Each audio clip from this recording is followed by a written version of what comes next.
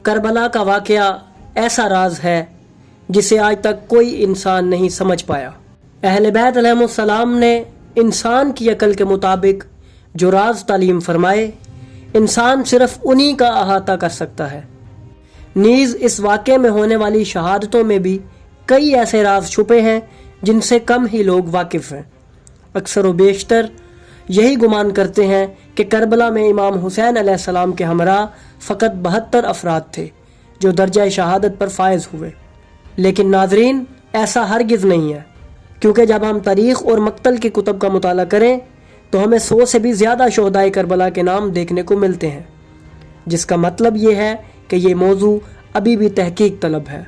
और शहादतों के कई राज अपने अंदर दफन किए हुए हैं। नाज़रीन, इस राज को फ़कत एक ही तरीके से अफ़शा किया जा सकता है कि हम उन किताबों का मुताला करें जिनमें तफसील से